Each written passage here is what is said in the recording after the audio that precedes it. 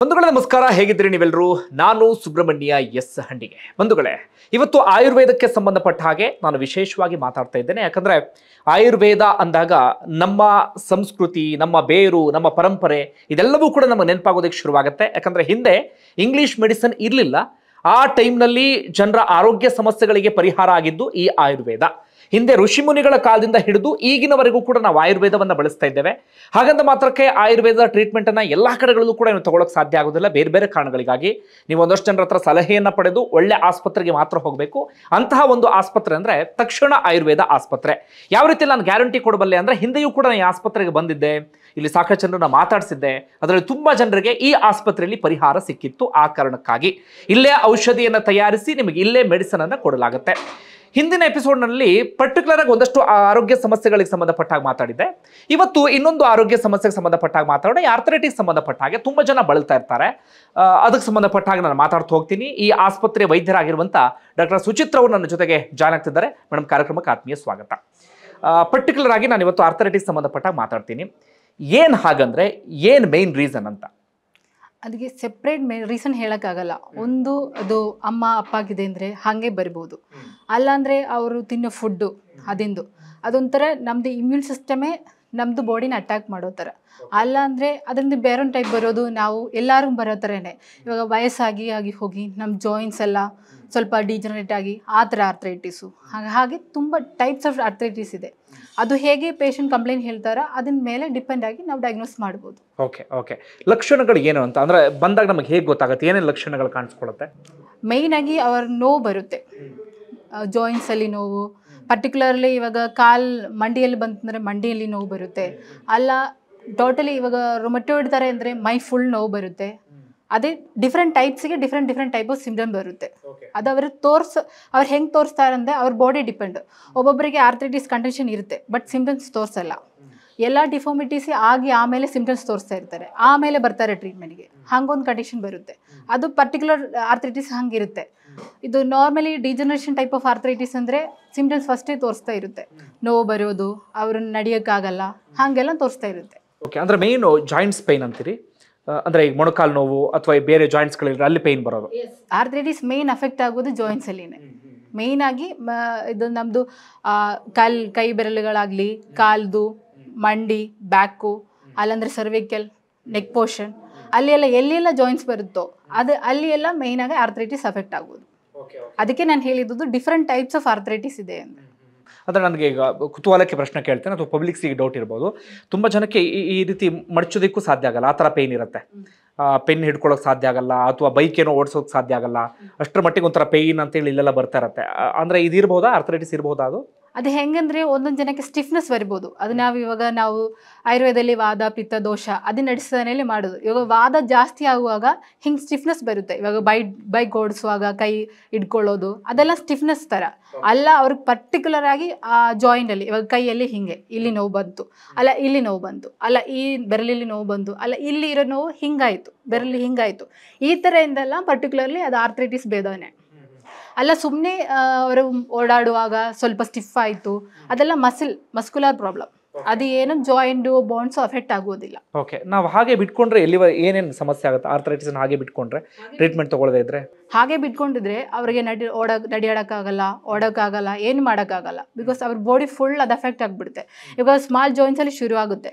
ಇವಾಗ ಒಬ್ಬರಿಗೆ ಒಂದು ಎಕ್ಸಾಂಪಲ್ ಮಂಡಿಯಲ್ಲಿ ಶುರು ಆಯ್ತು ಅಂತ ಅಂದ್ಕೊಳ್ಳಿ, ಅವರು ಹಾಗೆ ಕರೆಕ್ಟಾಗಿ ಫುಡ್ ತೊಗೊಂಡಿಲ್ಲ, ಕರೆಕ್ಟಾಗಿ ಔಷಧಿ ತೊಗೊಂಡಿಲ್ಲ ಅಂದರೆ ನೆಕ್ಸ್ಟ್ ಜಾಯಿಂಟ್ಸ್ ಅಫೆಕ್ಟ್ ಆಗೋ ಚಾನ್ಸಸ್ ಇದೆ ಅವರಿಗೆ.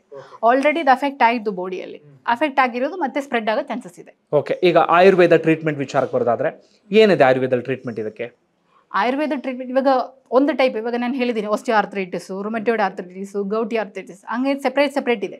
ಇದೆಲ್ಲದಕ್ಕೂ ಸೆಪ್ರೇಟ್ ಟ್ರೀಟ್ಮೆಂಟ್ ಐತೆ. ಒಂದಿಗೆ ಇನ್ನೊಂದು ಟ್ರೀಟ್ಮೆಂಟ್ ಹೇಳೋಕ್ಕಾಗಲ್ಲ. ಅದನ್ನ ಪ್ರಕಾರನೇ ಇವಾಗ ಒಂದು ಪೇಷಂಟಿಗೆ ಆರ್ಥರೈಟಿಸ್ ಜೊತೆಯಲ್ಲಿ ಸುಮಾರು ಸಿಂಟಮ್ಸ್ ಇರುತ್ತೆ. ಇವಾಗ ಅವರು ಡಯಾಬಿಟಿಕ್ ಪೇಷಂಟ್ ಇರ್ಬೋದು, BP ಪೇಷಂಟ್ ಇರ್ಬೋದು. ಅದೆಲ್ಲ ನೋಡಿ ಅವರಿಗೆ ಹೆಂಗೆ ಟ್ರೀಟ್ಮೆಂಟ್ ಸೆಟ್ ಆಗುತ್ತೋ ಅದೇ ಕೊಡೋಕ್ಕಾಗುತ್ತೆ. ಜನರಲೈಸ್ಡ್ ಟ್ರೀಟ್ಮೆಂಟ್ ಅಂತ ಹೇಳೋಕ್ಕಾಗಲ್ಲ. ಜನರಲೈಸ್ ಟ್ರೀಟ್ಮೆಂಟ್ ಕೊಟ್ಬಿಟ್ಟು ಅದು ವಾಸಿ ಆಗೋದು ಇಲ್ಲ. ನಾವು ಇಲ್ಲಿ ಇವಾಗ ಆಯುರ್ವೇದದಲ್ಲಿ ನಾವು ಮಾಡೋದು ಒಂದು ಪೇಷಂಟ್ ಬಂದ ತಕ್ಷಣ ನಾವು ನಾಡಿ ಚೆಕ್ ಮಾಡ್ತೀವಿ, ಅವ್ರ ಸಿಮ್ಟಮ್ಸ್ ಹಿಂಗೆ ತೋರಿಸ್ತಾ ಇದ್ದೀವಿ. ಒಬ್ಬೊಬ್ಬರಿಗೆ ಸಿಮ್ಟಮ್ಸ್ ತೋರಿಸ್ತಾ ಇರ್ತೇವೆ, ಬಟ್ ನಾಯಿಂಗ್ಲಿ ಅನ್ನೋಂಗ್ಲಿ ಅವ್ರಿಗೆ ಗೊತ್ತಿಲ್ಲ ಇದು ಆರ್ಥರೈಟಿಸ್ ಸಿಮ್ಟಮ್ಸ್ ಅಂದರೆ. ಅವರು ಇವಾಗ ನಮ್ಮದೇ OPD ಬರ್ತಾ ಇರ್ತಾರೆ. ಸೊ ಅವ್ರು ನಡ್ಕೊಂಡು ಬರುವಾಗ ನಾವು ಡಯಾಗ್ನೋಸ್ ಮಾಡ್ತೀವಿ ಇವ್ರಿಗೇನೋ ಆಯಿತು. ಸೊ ಅವ್ರ ಹತ್ರ ನಾವು ಇದು ಹಿಸ್ಟ್ರಿ ವಿಚಾರಿಸುವಾಗ ಅವ್ರು ಹೇಳ್ತಾರೆ ಸೊ ಹೀಗೆಲ್ಲ ಆಯಿತು. ಆವಾಗ ನಾವು ಡಯಾಗ್ನೋಸ್ ಮಾಡ್ತೀವಿ ಇದು ಆರ್ಥರೈಟಿಸ್ ಎಂದು ಆಯಿತು ಅಂದೆ. ಒಬ್ಬೊಬ್ಬರು ಬೇರೆ ಸಿಮ್ಟಮ್ಸಲ್ಲಿ ಬರ್ತಾರೆ. ಸೊ ಅವರಿಗೂ ಆರ್ಥರೈಟಿಸ್ ಡಯಾಗ್ನೋಸ್ ಮಾಡಿ ಅದಕ್ಕೆ ಸಪ್ರೇಟ್ ಟ್ರೀಟ್ಮೆಂಟ್ ಕೊಡಬೇಕು. ಅದಕ್ಕೆ ಒಟ್ಟಿಗೆ ಇನ್ನ ಟ್ರೀಟ್ಮೆಂಟು. ಸೊ ಕಸ್ಟಮೈಸ್ಡ್ ಈ ಪೇಷಂಟಿಗೆ ಇನ್ನದು. ನೆಕ್ಸ್ಟ್ ಇವಾಗ ನಿಮ್ಗೊಂದು ಪೇಷಂಟ್, ನೀವು ಒಂದು type of arthritis case. So ಇವಾಗ ನಿಮಗೂ ಆರ ಇದೆ, ಇನ್ನೊಂದು ಪೇಷಂಟ್ಗೂ ಆರ ಇದೆ. ಬಟ್ ನಿಮ್ಗೆ ಕೊಡೋ ಟ್ರೀಟ್ಮೆಂಟ್ ಆ ಪೇಷಂಟ್ ಕೊಡೋಕ್ಕಾಗಲ್ಲ. ಬಿಕಾಸ್ ನಿಮ್ಮ ಬಾಡಿ ಪ್ರಕಾರ ನಿಮ್ಮದು ಪ್ರಕೃತಿ ಬೇರೆ ಇರ್ಬೋದು, ನಿಮ್ಮದು ದೋಷ ವಿಶೇಷಣ ಬೇರೆ ಇರ್ಬೋದು, ನಿಮ್ಮದು ದೋಷ ಇವಾಗ ವಾದ ಪಿತ್ತ ಇರ್ಬೋದು, ಅವರದ್ದು ಪಿತ್ತ ಕಫ ಇರ್ಬೋದು. ಸೊ ಅದನ್ನ ಪ್ರಕಾರ ಟ್ರೀಟ್ಮೆಂಟ್ ಕೊಡುವ. ಓಕೆ ಅಂದರೆ ಆಯುರ್ವೇದದಲ್ಲಿ ಈಗ ಟ್ರೀಟ್ಮೆಂಟ್ ತಗೊಂಡ್ರೆ ಕಂಪ್ಲೀಟ್ ಪರಿಹಾರ ಇದೆಯಾ? ಅಂದ್ರೆ ಕಂಪ್ಲೀಟ್ ಅದರಿಂದ ಹೊರಗಡೆ ಬರ್ಬೋದಾ ಹೇಗೆ ಅಂತ? ಈ ಆರ್ಥರೈಟಿಸ್ ಹೆಂಗಂದ್ರೆ ಅದು ಡಿಪೆಂಡ್ಸ್. ಇವಾಗ ತುಂಬ ವರ್ಷ ಆಗಿದೆ ಅಂದರೆ ಸ್ವಲ್ಪ ಟೈಮ್ ಬಿಟ್ಟು ಟ್ರೀಟ್ಮೆಂಟ್ ಕೊಡಬೇಕಾಗುತ್ತೆ. ಅಲ್ಲ ರೀಸೆಂಟ್ ಆಗಿ ಬಂದಿದ್ದದು ಸ್ವಲ್ಪ ಇವಾಗ ಒಂದು ಪೇಷಂಟ್ ಬರ್ತಾರೆ, ಅದು 3 ತಿಂಗಳೇ ಆಗಿದ್ದದು, ಒಂದೇ ಸಿಟ್ಟಿಂಗಲ್ಲಿ ವಾಸಿ ಆಗುತ್ತೆ. ಅಲ್ಲ ಅಂದರೆ ಆ ಪೇಷಂಟ್ದು ವಾಸಿ ಹೆಂಗೆ ಅವ್ರದ್ದು ಫಸ್ಟ್ ಟ್ರೀಟ್ಮೆಂಟ್ ಕೊಡುವಾಗ ಅವ್ರ ಬಾಡಿ ಹೆಂಗೆ ಆಕ್ಟ್ ಮಾಡುತ್ತೆ ನೋಡಿಬಿಟ್ಟು ಒಂದು 3 ತಿಂಗಳ ಒಳಗಡೆ ವಾಸಿ ಮಾಡ್ಬೋದು. ಓಕೆ, ನಿಮ್ಮ ತಕ್ಷಣದಲ್ಲಿ ರಿಸಲ್ಟ್ ಹೇಗಿದೆ? ಎಷ್ಟು % ಇದೆ ರಿಸಲ್ಟ್? 100% ಇದೆ. ಬರೋ ಕೇಸಿಗೆಲ್ಲ ನಾವು ಹೆಂಗಂದ್ರೆ ನಾವು ಒಂದು ಪ್ರೋಟೋಕಾಲ್ ಪ್ರಕಾರ ಮಾಡೋದಲ್ಲ, ಪೇಷಂಟಿಗೆ ಕಸ್ಟಮೈಸ್ ಮಾಡಿ ಕೊಡೋದು. ಸೊ ಅವರದ್ದು ಫುಲ್ ಬಾಡಿ ಸ್ಟ್ರಕ್ಚರ್ ನೋಡಿಬಿಟ್ಟೆ ಕೊಡೋದು. ಸೊ ಸ್ಟ್ರಕ್ಚರ್ ನೋಡುವಾಗ ಅವ್ರಿಗೆ ಏನಿದೆ, ನಾವು ಸ್ಟ್ರಕ್ಚರ್ ಪ್ರಕೃತಿ ಏನಿದೆ ಎತ್ತೆಂದೆಲ್ಲ ವಿಚಾರಿಸ್ಬಿಟ್ಟು ಅದನ್ನ ಪ್ರಕಾರ ಟ್ರೀಟ್ಮೆಂಟ್ ಕೊಡೋದ್ರಲ್ಲಿ 100% ಸಕ್ಸಸ್ ಬರ್ತಾ ಇದೆ. ಓಕೆ, ನಿಮಗೆ ಮನುಷ್ಯನ ಲೈಫ್ ಸ್ಟೈಲ್ ಬಗ್ಗೆ ಎಲ್ಲ ಚೆನ್ನಾಗಿ ಗೊತ್ತು, ಇತ್ತೀಚಿನ ಜೀವನ ಶೈಲಿ ಎಲ್ಲ ಗೊತ್ತಿದೆ. ಅಂದರೆ ಇತ್ತೀಚಿನ ದಿನಗಳಲ್ಲಿ ಆ ಕೇಸಸ್ ಜಾಸ್ತಿ ಆಗ್ತಿದೆ ಹೇಗೆ ಅಂತ? ಆರ್ಥರೈಟಿಸ್ ಕೇಸಸ್ಗಳು ಜಾಸ್ತಿ ಆಗ್ತಿದೆ ಅಂತ ಮೇಯ್ನಿಗೆ ನಮ್ಮದು ಫುಡ್ ಗಟ್ ನಾವು ಫಸ್ಟ್ ಕನ್ಸಿಡರ್ ಮಾಡೋದು. ನಮ್ಮ ಗಟ್ ಅಂದರೆ ನಮ್ಮ ಡೈಜೆಸ್ಟಿವ್ ಸಿಸ್ಟಮ್. ಇವಾಗ ನಾವು ತಿನ್ನೋದು ಎಲ್ಲ ಪ್ಯೂರ್. ಇವಾಗ ಜಂಕ್ ಫುಡ್ಸ್ ತಿಂತಾ ಇರ್ತೀವಿ, ಟೈಮಿಗೆ ಊಟ ಮಾಡಲ್ಲ, ಇದೆಲ್ಲ ಒಳಗಡೆನೇ ಹೋಗೋದು. ಫಸ್ಟು ನಮ್ಮ ಫುಡ್, ನಮ್ಮ ಬಾಡಿ ಒಂದು ಸಿಸ್ಟಮ್ ಆಗಿ ಮೇಂಟೈನ್ ಇರುತ್ತೆ. ಬಾಡಿಗೆ ಒಂದು ಮೆಮರಿ ಸೈಕಲ್ ಇರುತ್ತೆ, ಈ ಟೈಮ್ ಇದು ಮಾಡಬೇಕು, ಈ ಟೈಮ್ ಇದು ಮಾಡಬೇಕು. ಪ್ಲಸ್ಸು ನಮ್ಮದು ಕಲ್ಚರಲ್ಲಿ ನಮ್ಗೆ ಕೊಟ್ಟಿರೋ ಒಂದು ಫುಡ್ ಪ್ರಕಾರ ಇದೆ. ಸೊ ಅದು ಇವಾಗ ನಮ್ಮ ಚಿಕ್ಕ ವಯಸ್ಸಲ್ಲಿ ಒಂಥರ ಫುಡ್ ತಿನ್ಬಿಟ್ಟು ಡೈರೆಕ್ಟ್ ಆಗ ನೆಕ್ಸ್ಟ್ ನಮ್ಮೊಂದು ಜಂಕ್ ಫುಡ್ಸಲ್ಲಿ ಹೋಗುವಾಗ ಗಟ್ಟಿಗೆ ಅದು ಸಾಲ್ವ್ ಮಾಡೋದು ಮೆಮರಿ ಇಲ್ಲ, ಸೆಲ್ಸ್ ಇಲ್ಲ. ಸೊ ಅಲ್ಲಿ ಏನಾಗುತ್ತಂದರೆ ಡೈಜೆಷನ್ ಸ್ವಲ್ಪ ಸ್ಲೋ ಆಗಿಬಿಡುತ್ತೆ. ಆ ಡೈಜೆಷನ್ ಸ್ಲೋ ಆಗೋ ಟೈಮಲ್ಲಿ ಏನಾಗುತ್ತಂದರೆ ಅದು ಇನ್ಫೆಕ್ಷನ್ ಲೆವೆಲಲ್ಲಿ ಹೋಗ್ಬಿಟ್ಟು ಒಂದು ಆರ್ಥರೈಟಿಸ್ ಕಂಡೀಷನ್ ಥರ ಅಂದರೆ ನಮ್ಮ ಇಮ್ಯೂನ್ ಸಿಸ್ಟಮೇ ಅದನ್ನು ಅಟ್ಯಾಕ್ ಮಾಡೋಕ್ಕೆ ಶುರು ಆಗುತ್ತೆ. ಬಿಕಾಸ್ ಅದೇನಂತ ಅಂದರೆ ಅದು ನಮ್ಮದು ಬಾಡಿಯಲ್ಲಿ ಟಾಕ್ಸಿನ್. ಸೊ ಅದನ್ನು ತೆಗಿಯೋಬೇಕಂದ್ರೆ ನಮ್ಮ ಇಮ್ಯೂನ್ ಸಿಸ್ಟಮ್ ಅಟ್ಯಾಕ್ ಮಾಡಿಬಿಟ್ಟು ಆ ಟೈಮಲ್ಲಿ ನಮ್ಮದು ಕೋಶಗಳೇ ಸೆತ್ತೋಗ್ಬಿಡುತ್ತೆ. ಅದೇ ಮೇಯ್ನಾಗಿ ಆರ್ಥರೈಟಿಸ್ ಫಾರ್ಮ್ ಆಗುತ್ತೆ. ಇನ್ನೊಂದು ಏನಾಗುತ್ತೆ ಅಂತ ಗೊತ್ತಾ, ಇನ್ನೊಂದು ಅಲ್ಲಿ ಆಮ ಫಾರ್ಮ್ ಆಗಿ ಇನ್ನೊಂದು ಟೈಪ್ ಆಫ್, ಅದು ಒಂದು ಟೈಪ್ ಆಫ್ ಆರ್ಥರೈಟಿಸಲ್ಲೇ ಬರ್ಬೋದು. ನಮ್ಮ ಆಮವಾದ ಅಂತ ಹೇಳ್ತೀವಿ, ಅದು ಒಂದು ಟೈಪು. ಅದು ಹೋಗಿ ಒಂದೊಂದು ಜಾಯಿನಲ್ಲಿ ಡೆಪಾಸಿಟ್. ನೀವು ನೋಡಿರ್ತೀರಾ ಈ ಗೌಟಿ ಆರ್ಥರೈಟಿಸ್ ಇರುವವರಿಗೆಲ್ಲ ಈ ತಂಬಲ್ಲಿ ಸ್ವಲ್ಪ ದೆಪ್ಪಗಾಗೋದು, ಕಾಲಲ್ಲಿ ದೆಪ್ಪಗಿರೋದು, ಜಾಯಿಂಟ್ಸ್ ಎಲ್ಲ ಸ್ವಲ್ಪ ಊದ್ಕೊಂಡಿರೋದು, ಅದು ಪ್ರಾಪರ್ ಊತ ಅಲ್ಲ.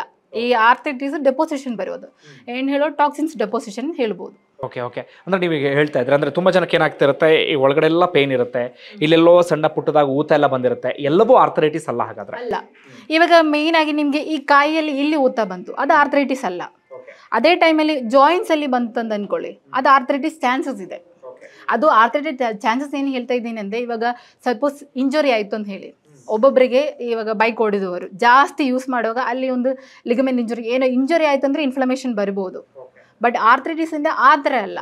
ಫಸ್ಟ್ ನಮ್ಗೆ ಟಚ್ ಮಾಡುವಾಗ ಗೊತ್ತಾಗುತ್ತೆ. ಅವ್ರು ಬಂದ ತಕ್ಷಣ ಟಚ್ ಮಾಡಿ ನೋಡ್ತೀವಿ, ಏನಾದರೂ ಇವಾಗ ಸ್ಟ್ರಕ್ಚರಲ್ಲಿ ಏನಾದರೂ ಡಿಫ್ರೆನ್ಸ್ ಇದೆಯಾ, ನಾರ್ಮಲ್ ಇದೆಯಾ, ಅದು ಏನಾದರೂ ಬಂದು ಡೆಪಾಸಿಟ್ ಆಗಿ, ಈಗ ಆರ್ಥರೈಟಿಸ್ ಕಂಡೀಷನಲ್ಲಿ ಡೆಪಾಸಿಟ್ ಆಗುತ್ತೆ. ಈ ಡೆಪಾಸಿಟ್ ಆಗಿ ಆ ಬೆರಳು ಹಂಗಾಯ್ತಾ ಹಾಗೆ. ಓಕೆ, ಅಂದರೆ ಈಗ ಪಾದದ ಉರಿ ಬರೋದು, ಅಂದರೆ ತುಂಬ ಜನಕ್ಕೆ ಆ ಥರ ಸಮಸ್ಯೆ ಕಾಣಿಸ್ಕೊಳ್ತಿರುತ್ತೆ, ಅಥವಾ ಈ ಕಾಲಿನ ಹಿಂಭಾಗದಲ್ಲಿ ಇಲ್ಲಿ ಪೇನ್ ಬರೋದು, ಅದು ಇರಬಹುದಾ ಅಥವಾ ಬೇರೆ ಸಾಧ್ಯತೆಗಳ ಅಂತ? ಆರ್ಥರೈಟಿಸ್ ಕಂಡೀಷನಲ್ಲಿ ಮೋಸ್ಟ್ ಹಂಗೆ ಬರೋಕ್ಕೆ ಚಾನ್ಸಸ್ ಇಲ್ಲ. ನಾರ್ಮಲ್ ಅವ್ರಿಗೆ ಪೇಯ್ನ್ ಸ್ಟಾರ್ಟ್ ಆಗೋದು ಜಾಯಿಂಟ್ಸಲ್ಲಿನೇ ಸ್ಟಾರ್ಟ್ ಆಗುತ್ತೆ. ಟಿಪ್ ಆಫ್ ದ ಇವಾಗ ಕಾಲಿನ ಟಿಪ್ ಶುರು ಆಗುತ್ತೆ ಒಂದೊಂದು ಆರ್ಥರೈಟಿಸಲ್ಲಿ, ಅದು ಟಿಪ್ಪಲ್ಲಿ ಶುರು ಆಗುತ್ತೆ. Means joint depend. ಇವಾಗ ಕಾಲ್ ಟೋನ್ ಅಂದ್ಕೊಳ್ಳಿ, ಈ ಟಿಪ್ಪಲ್ಲಿ ಶುರು ಆಗಿಬಿಟ್ಟು ಮತ್ತೆ ಮೇಲೆ ಹೋಗುತ್ತೆ. ಅಲ್ಲಂದರೆ ಕೈ ಟಿಪ್ಪಲ್ಲಿ ಶುರು ಆಗುತ್ತೆ. ಫಸ್ಟ್ ಎಫೆಕ್ಟ್ ಆಗೋದು ಫಿಂಗರ್ಸ್ ಓನ್ಲಿ. ಒಂದು ಟೈಪಲ್ಲಿ ಬೇರೆದು ಡಿಫ್ರೆಂಟ್ ಬರುತ್ತೆ. ಸೊ ಇವಾಗ ಫಸ್ಟ್ ಆರ್ಥರೈಟಿಸ್ ಒಂದು ಟೈಪಲ್ಲಿ ಇವಾಗ ಫಸ್ಟ್ ಫಿಂಗರ್ಸ್ ಎಫೆಕ್ಟ್ ಆಯ್ತಂದರೆ ಇನ್ನೊಂದು ಆಸ್ಟಿಯೋ ಟೈಪಲ್ಲಿ ಪರ್ಟಿಕ್ಯುಲರ್ ಜಾಯಿಂಟ್ಸ್ ಎಫೆಕ್ಟ್ ಆಗುತ್ತೆ. ಅಲ್ಲ ಅದು ಸುಮ್ಮನೆ ಈ ಕಾಲ್ ಕಫಲ್ಲಿ ಬರುವುದು ಅದೇನು ಒಂದು ಮಸಿಲ್ ಕ್ಯಾಚ್ ಇರ್ಬೋದು, ಅಲ್ಲಾದರೆ ಡಯಾಬಿಟಿಕ್ ಪೇಷಂಟ್ ಆಗಿರ್ಬೋದು, ಅವರು ಡಯಾಬಿಟಿಕ್ಗೆ ಪಾದ ಉರಿ ಬರುತ್ತೆ, ಅಲ್ಲಾಂದರೆ ಅವ್ರ ಬಾಡಿಯಲ್ಲಿ ಪಿತ್ತ ಜಾಸ್ತಿ ಇರ್ಬೋದು, ಅವ್ರ ಆಲ್ಮೋಸ್ಟ್ ಅವ್ರಿಗೆ ಒಂದು 6 ಮಂತ್ಸಲ್ಲಿ ಅವ್ರ ಡೈಟ್ ಏನೋ ಚೇಂಜ್ ಆಗಿರ್ಬೋದು, ಅಲ್ಲಾಂದರೆ ಅವ್ರದ್ದು ವಾತಾವರಣ ಚೇಂಜ್ ಆಗಿರ್ಬೋದು. ಈಗ ಬೇರೆ ಕಡೆ ಬಂದು ಇಲ್ಲಿ ಸೆಟಲ್ ಮಾಡುವರು, ಅವ್ರಿಗೆ ಫುಲ್ ಫುಡ್ ಚೇಂಜ್ ಆಗುತ್ತೆ, ಫುಲ್ ಕ್ಲೈಮೇಟ್ ಚೇಂಜ್ ಆಗುತ್ತೆ. ಇದೆಲ್ಲ ಒಂದೊಂದು ನೋವಿಗೆ ಡಿಫ್ರೆನ್ಸ್. ಒಂದೊಂದು ನೋವ್ದು ಮೇಯ್ನ್ ಪ್ರಶ್ನೆನೇ ಅದು. ಅದು ನಾವು ನೋಡಬೇಕು ಫಸ್ಟು, ಮತ್ತೇನೆ ಕನ್ಕ್ಲೂಡ್ ಮಾಡೋಕ್ಕಾಗುತ್ತೆ ಅದು ಆರ್ಥ್ರೈಟಿಸಿಂದ ಬಂತ ಅದ ಏನಾದ್ರು ಮಸಿಲ್ ಕ್ಯಾಚ. ನಾರ್ಮಲಿ ನಮ್ಮ ಕಾಲ್ ಕಫ್ ಮಸಿಲ್ಸ್ ಎಲ್ಲ ಬರುವುದು ಆರ್ಥ್ರೈಟಿಸಿಂದ ಪಾಸಿಬಲ್ ಅಲ್ಲ. ಓಕೆ. ಈಗ ಆಯುರ್ವೇದ ಮೆಡಿಸನ್ ವಿಚಾರಕ್ಕೆ ಬರೋದಾದ್ರೆ, ಇದಕ್ಕೆ ಆಯುರ್ವೇದ ಮೆಡಿಸನ್ ತಗೊಂಡ್ರೆ ಯಾವ ಸೈಡ್ ಎಫೆಕ್ಟ್ಸ್ ಇಲ್ಲ, ಹಾಗಾದ್ರೆ ನಾವು ಆರಾಮಾಗಿ ನಂಬಿಕೆಯಿಂದ ತಗೊಳ್ಬಹುದು, ಏನಂತೀರಿ? ಹೌದು, ನಂಬಿಕೆಯಿಂದ ತಗೊಳ್ಳಿ, ಯಾವುದು ಸೈಡ್ ಎಫೆಕ್ಟ್ಸ್ ಬರಲ್ಲ. ಬಿಕಾಸು ಇವಾಗ ನೀವು ಒಂದು ಪೇನ್ ಕಿಲ್ಲರ್ ತೊಗೊಳ್ತೀರಾ, ಅದರಲ್ಲಿ ಏನು ಸೈಡ್ ಎಫೆಕ್ಟ್ ಬಂದು ನಿಮ್ಗೆ ಗೊತ್ತು. ಒಂದು ಮೇನ್ಲಿ ಕಿಡ್ನಿ ಫಿಲ್ಟ್ರೇಷನಲ್ಲಿ ಹೋಗುತ್ತೆ. ನಮ್ದು ಹಂಗಲ್ಲ, ಮೆಡಿಸಿನ್ಸ್ ಹೆಂಗೆ ಪ್ರಿಪೇರ್ ಮಾಡ್ತೀವಿ ಅಂದರೆ ಆ ಮೂಲಿಕೆಗಳಿಂದ ಒಂದೇ ಮೆಡಿಸಿನ್ ಎಲ್ಲ ಕೊಡೋದು. ಆ ಮೂಲಿಕೆಗಳಲ್ಲಿ ಒಂದು ಕಷಾಯದಲ್ಲಿ ಸುಮಾರು ಮೂಲಿಕೆಗಳಿರುತ್ತೆ. ಆವಾಗ ಒಂದು ಮೂಲಿಕೆಯಲ್ಲಿ ಏನಾವುದು ಸೈಡ್ ಎಫೆಕ್ಟ್ ಬರೋ ಐಟಮ್ ಇದೆ ಅಂದರೆ ಇನ್ನೊಂದು ಮೂಲಿಗೆ ಅದು ಸಾಲ್ವ್ ಮಾಡಿನೇ ಕೊಡೋದು. ಹಾಗೇನೆ ಇಷ್ಟು ದೊಡ್ಡ ಕಾಂಬಿನೇಷನ್ ಬರೋದು. ಒಂದೇ ಮೂಲಿಕೆಯಲ್ಲಿ ಕಷಾಯ ಮಾಡೋದಿಲ್ಲ. ಇಷ್ಟು ಒಂದು 10 ಮೂಲಿಗೆ ಇರುತ್ತೆ, 14 ಮೂಲಿಗೆ ಇರುತ್ತೆ, ಆ ಮೂಲಿಗೆಯಲ್ಲೇ ಕಷಾಯ ಮಾಡುವುದು. ಅದಕ್ಕೆ ನಿಮಗೆ ಯಾವ ಸೈಡ್ ಎಫೆಕ್ಟ್ಸ್ ಬರೋನು ಸಾಧ್ಯನೇ ಇಲ್ಲ. Okay, thank you so much. ಬಂಧುಗಳೇ, ಇಲ್ಲಿವರೆಗೆ ನಮ್ಮ ಜೊತೆಗೆ ಡಾಕ್ಟರ್ ಸುಚಿತ್ರಾ ಅವರಿದ್ರು. ಆಯುರ್ವೇದದ ಮಹತ್ವಕ್ಕೆ ಸಂಬಂಧಪಟ್ಟ ಹಾಗೆ ಆಯುರ್ವೇದ ಟ್ರೀಟ್ಮೆಂಟ್ ವಿಚಾರವನ್ನ ಸಾಕಷ್ಟು ನಮ್ಮ ಜೊತೆಗೆ ಹಂಚಿಕೊಂಡ್ರು. ಇಲ್ಲಿಗೆ ವಿಡಿಯೋನ ಮುಗಿಸ್ತಾ ಇದ್ದೀನಿ. ಮುಂದಿನ ವಿಡಿಯೋದಲ್ಲಿ ಮತ್ತೊಮ್ಮೆ ಸಿಗೋಣ. Thank you.